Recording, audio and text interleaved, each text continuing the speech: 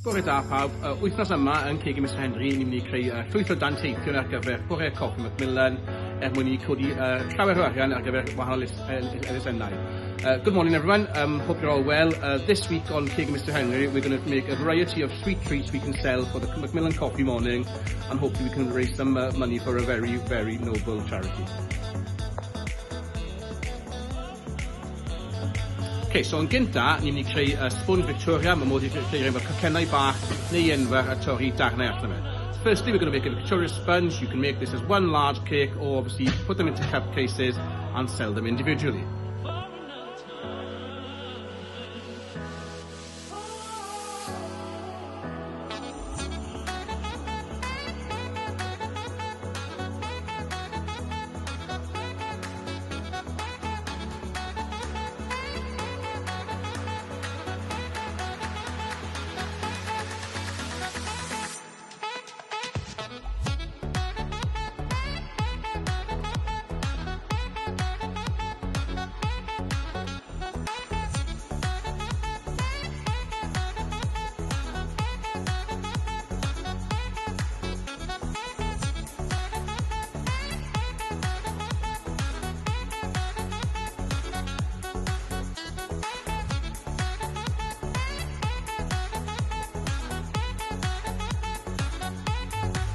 Yr ail peth o'r restr, un o'n ffefrynnau I, ydy bisgedi melting moments.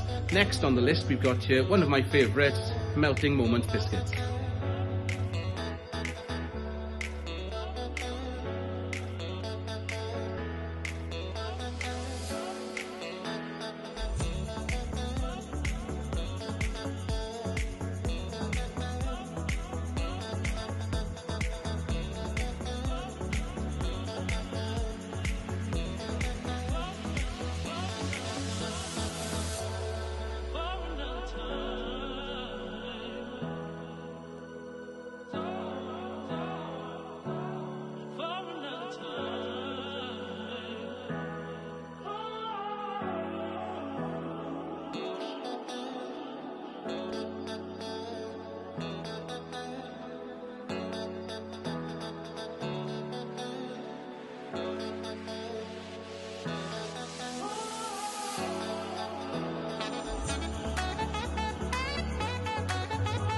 Nesa, rhywbeth bach hawdd, ond angen cwpl o cynwysion, roliau cinnamon.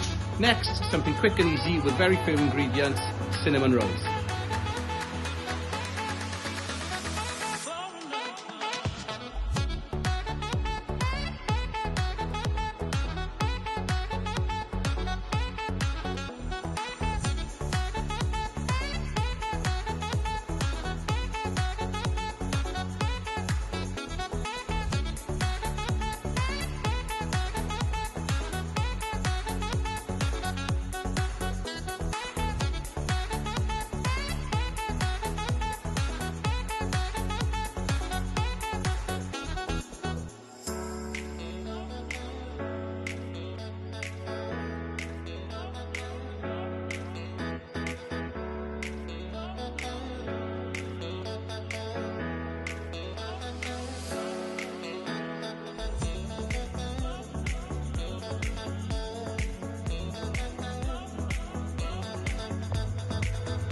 Bron y bod yna, nesaf ar y restr ni ydy cookies oren a siocled, rhywbeth bach eto, rhywbeth hawdd, rhywbeth cyflym I wneud, a mae mod I chi roi reid yn yr oergell os mae'n cadw beth I bellach yn flwyddyn.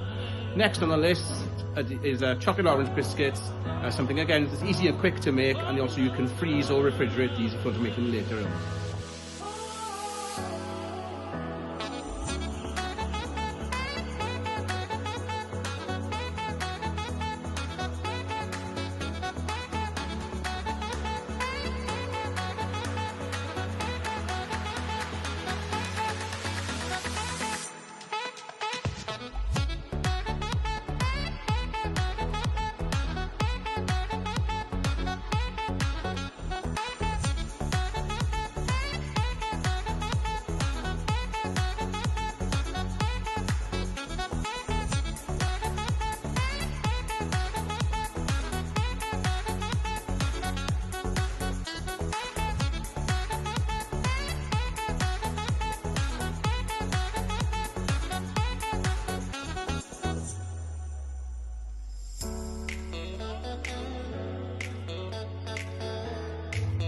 Ac yn ola, hoff cacen fi, cacen lemon. And finally, my favourite cake, a lemon drizzle cake.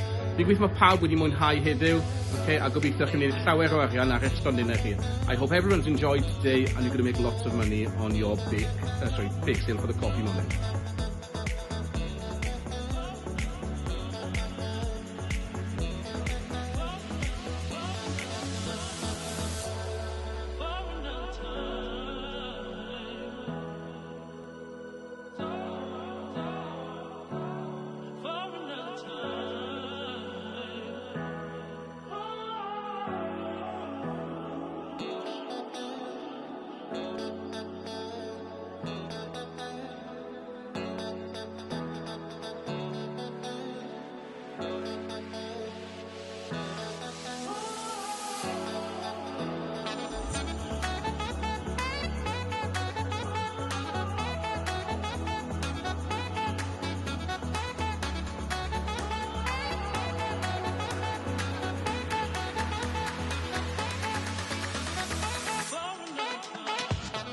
A dyna ni, diwedd y fideo.